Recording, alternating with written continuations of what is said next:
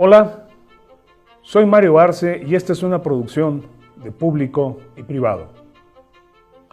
Maximato es el término con el que se denomina el periodo de la historia mexicana en el cual la figura de Plutarco Elías Calles se redimensiona más allá del papel de gobernante para convertirse en una especie de tutor del sistema político mexicano.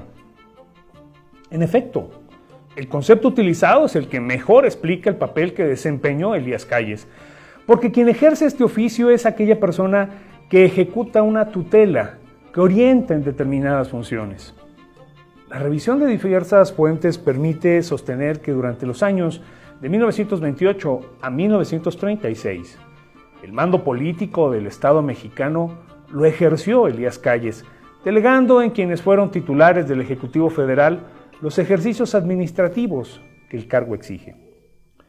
Fue así como dentro del argot político se le otorgó el reconocimiento de jefe máximo. De ahí que a este periodo se le conozca como Maximato.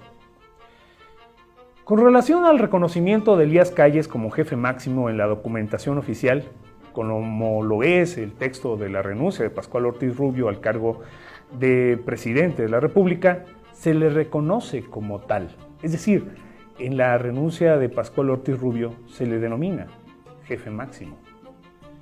En este punto es preciso reflexionar que el uso de tan rimbombante título puede tener varios significados. Indudablemente puede ser una aceptación del poder que emana de la figura que lo ostenta, pero también puede ser una muestra de temor o ironía. Fue así que, de 1920 a 1936, el país transitó por lo que se ha reconocido como un gobierno de caudillos, que constituyó el proceso de gestación de las principales instituciones que dieron forma y fondo al sistema político mexicano en los siguientes años. Quedó consignado que durante los lapsos señalados, la etapa de reconstrucción nacional abarcó los rubros políticos y económicos pautados por los ejes del discurso agrarista, la arenga anticlerical y los afanes nacionalistas que fueron ecos de la Revolución Mexicana. En esta etapa, el Estado mexicano se reconstituyó y adoptó una serie de condiciones que replantearon el principio federal, alcanzando niveles de intervención en el acontecer político local en función de la consolidación de un mando vertical emanado desde la Presidencia de la República. En este proceso, la influencia del ejército mexicano fue determinante para entender el control que en su momento llegó a ostentar Elías Calles, quien todos sabemos era general. De otra forma, es muy difícil entender la sumisión que fue evidente en diversos actores políticos del periodo señalado.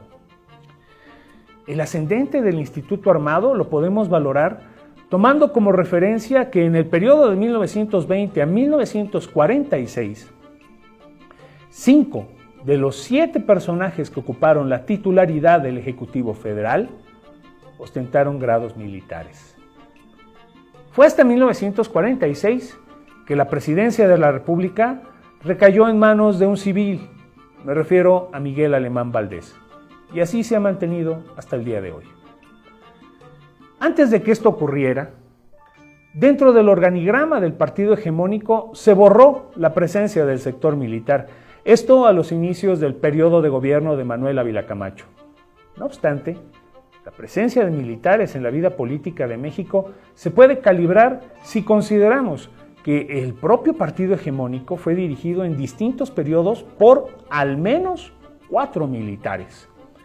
Me refiero a los generales Rodolfo Sánchez Taboada, Gabriel Leiva Vázquez, Agustín Olachea Avilés y Alfonso Corona del Rosal. Estos 4 generales fueron dirigentes nacionales del que ahora es conocido como Partido Revolucionario Institucional. Más aún, la gobernatura de distintos estados fue encabezada por militares en diversas ocasiones. Así podemos hablar de los casos de las gubernaturas de Zacatecas con Fernando Pamanes Escobedo, Oaxaca con Eliseo Jiménez Ruiz, Yucatán con Graciliano Alpuche Pinzón, Chiapas mismo, quien fue gobernada por Absalón Castellanos Domínguez. Hidalgo tuvo como gobernadores en algún momento a Alfonso Corona del Rosal y Osvaldo Cabrioto Cisneros. Nayarit fue gobernado por Rogelio Flores Curiel, Aguascalientes por Miguel Ángel Barbarena y Baja California por Hermenegildo Cuenca Díaz. En todos los casos señalados, estamos hablando de personajes que mayoritariamente ostentaban el grado de general y que se encontraban en retiro. Esta situación refleja el activismo político de elementos militares en épocas pasadas. Este último dato es importante, ya que la Ley de Disciplina del Ejército y Fuerza Aérea señala en su artículo 17, y cito, queda estrictamente prohibido al militar en servicio activo inmiscuirse en asuntos políticos directa o indirectamente, salvo aquel que disfrute de licencia que así se lo permita en términos de lo dispuesto por las leyes, así como pertenecer al estado eclesiástico o desempeñarse como ministro de cualquier culto religioso sin que por ello pierda los derechos que le otorga la Constitución Política de los Estados Unidos mexicanos. El punto central de este artículo está sustentado en la condición de militar en activo, ya que es en ese caso cuando el sujeto que en esas condiciones se encuentre no debe, por decoro a las leyes que rigen a los elementos del ejército, hacer ningún tipo de pronunciamiento que pueda ser interpretado como una manifestación del orden político. Y esto involucra a todos los militares, a todos, incluso al secretario de la Defensa Nacional. Esto viene a colación porque hace algunos días, con motivo de la celebración del 20 de noviembre, el secretario de la Defensa pronunció un discurso en el que se alentaba a la población a adherirse a la propuesta del actual régimen. Esta acción no tiene precedentes en el siglo XXI y solo puede ser rastreada en los anales del anecdotario del periodo de 1920 a 1946. Por eso mencioné el maximato. Fue en esa época cuando la dignidad de algunos actores políticos era una palabra hueca. Triste realidad. Para complicar más la cuestión, hace unos días un medio de comunicación evidenció situaciones que despiertan dudas en la forma en que se están asignando algunas obras en la construcción del aeropuerto Felipe Ángeles y del Tren Maya. Megaproyectos que son llevados a cabo por el ejército mexicano, el cual ahora también lo han convertido en una empresa constructora y además se desempeña como agente de migración, administración de aduanas, repartidor de gas, reparten vacunas, reparten libros de texto. Bueno, la militarización del contexto social es algo que hemos presenciado como una pasmosa realidad retrógrada.